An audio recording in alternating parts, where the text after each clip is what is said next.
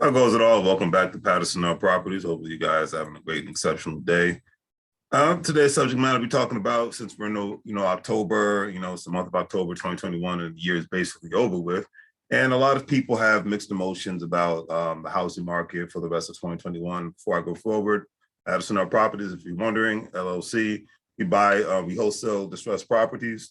We mostly purchase properties via tax sales and whatnot within the Pennsylvania and Ohio and Indiana area, but we wholesale throughout those areas in the DMV area all at the same time. So contact us. All our information is in the description. All right, now according to this article that I read today, back in June of this year, 2021, home prices across the U.S. surged from about 24.8% year over year to a median sales price of $386,000, according to Redfin. During the same time period, the number of homes sold increased 20.6%, and the number of homes for sale tumbled 39.6%. Mortgage rates have reached record lows during the pandemic and have once again been on the decline since late June. Specifically, the 30-year fixed rate mortgage was 3.02% on June 24th, 2021, dropping to 2.78% on July 22nd.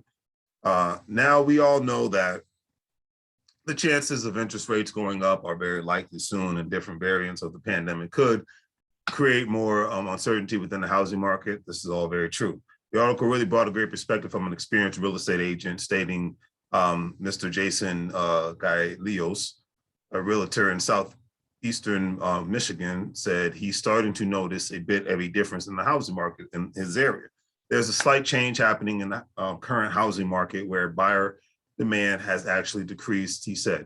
He stated, and I quote, "In my market of Southeast Michigan, we are all seeing more buyers than homes available. However, we aren't selling lines of people waiting to view a home." Now, before I go forward, a lot of parts of America, a lot of people forget this because a lot of people live in their bubble, are not as transient as, say, the DMV area, North Virginia, Maryland, Washington, D.C., New York, LA, real transient, Seattle, real transient areas, Denver, Colorado.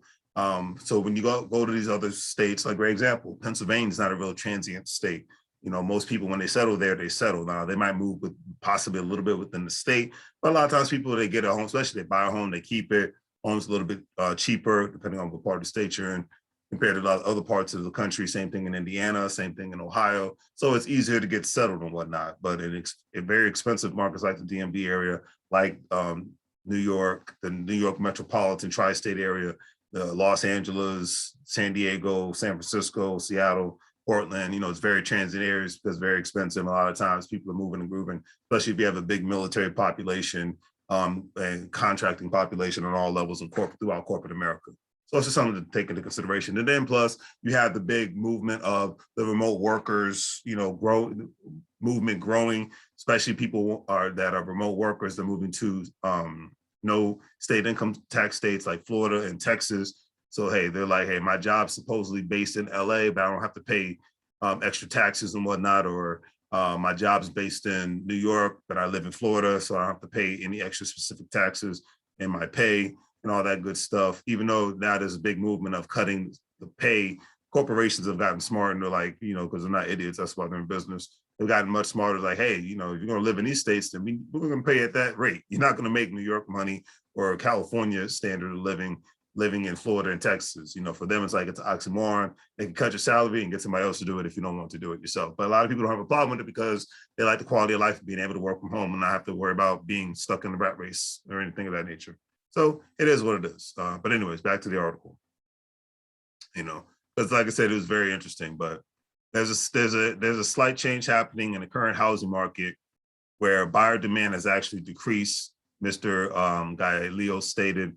He said, "In my market of Southeast Michigan, they're obviously, they're seeing a slowdown despite the shift that's happening within Michigan." Mr. Guy-Leos predicted that the real estate surge isn't stopping anytime soon in his market. He said, "We will see a slight increase in mortgage rates, probably by 3.5% by mid-fall, and a slight increase in housing inventory as we approach the later part of 2021, he stated.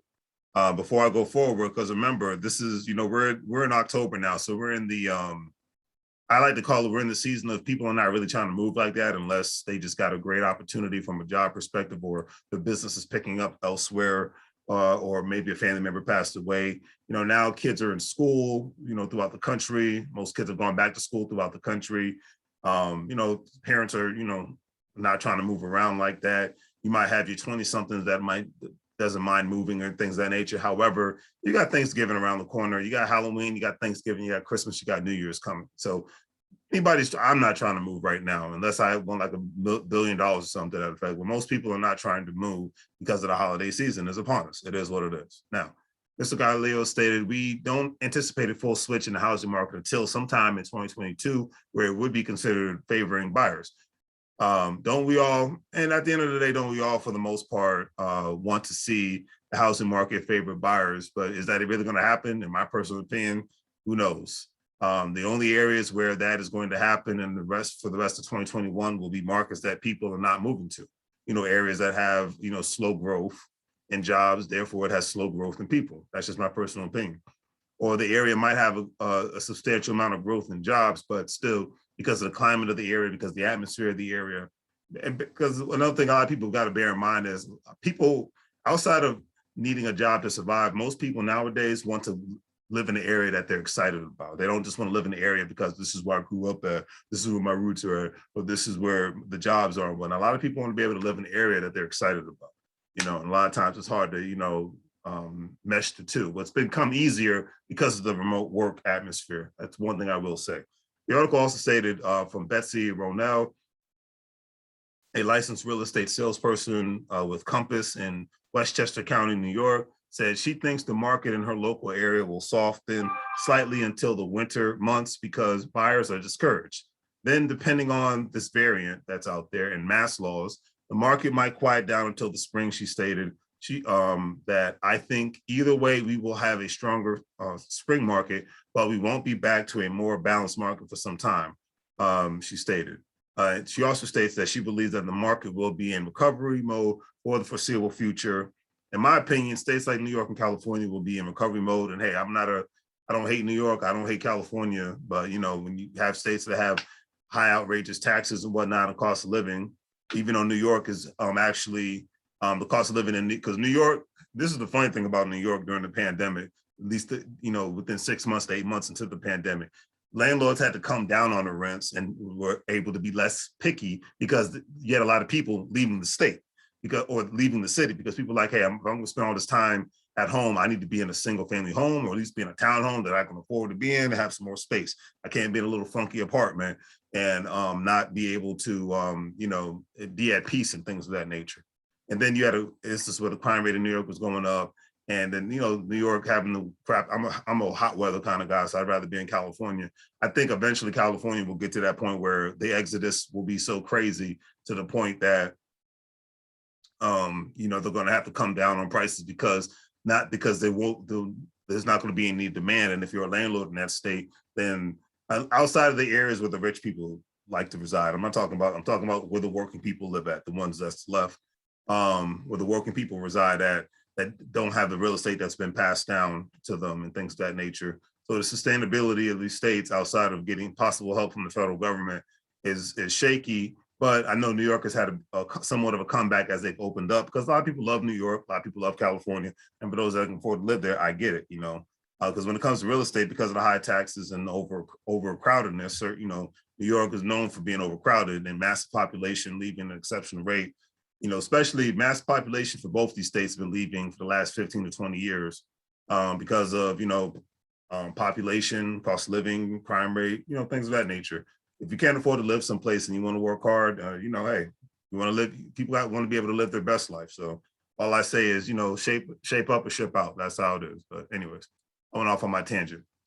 Even though Darren Hertzberg, a licensed associate real estate broker and co-founder of BAPS plus Hertzberg team at Compass in New York, stated, now is the time to buy in New York. He said a significant amount of people are returning to New York City and taking advantage of the double discounts rarely enjoyed on real estate, which is bringing New York back to life at a record pace. And that's another thing to take into consideration. Like I said, a lot of people love New York. So if you're able to get property at a discounted price, why not? I know the taxes are a little bit ridiculous, but the equity that you're going to be able to get from that property today and definitely tomorrow is just astronomical. So why not take advantage of it? And I have heard about the return of New York City because rental and real estate prices had no choice but to come down when a major city has thousands upon thousands of its citizens leaving of overpriced real estate taxes and lockdowns. Then the city has no choice but to change its tune at the end of the day. Like my uncle before the pandemic had the hardest time finding the right place in New York City, but because of the mass exodus, he was actually able to find a decent apartment in his price range, and he's very much more satisfied right now. So with craziness, with anarchy, sometimes comes opportunity. That's the American way, right? Anyways, because it's not just about money when it comes to purchasing real estate, but it's definitely about the quality of life, family. Mr. Hertzberg also stated, on top of that, outdoor dining, bike lanes, and brand new and better selections of retail will make the best city in America feel like a roaring 20s, he said. I don't know if I agree with that, but I have to see it to believe it, my personal opinion. And I hope that's true. I wish the best for every state and every city.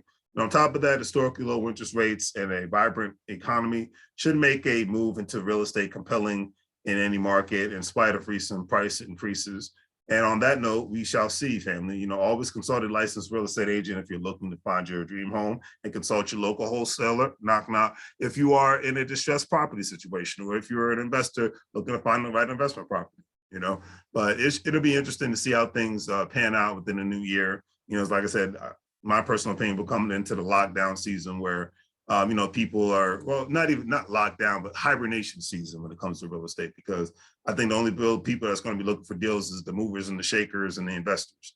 I don't really think many families, unless they have, no choice, are going to be trying to move during the holiday season, but we shall see. All right. So on that note, family, do the great 3 free things. Like, share, and subscribe. Have a great day. And as I always say, make money moves, or you're going to live broke like a fool. Take care.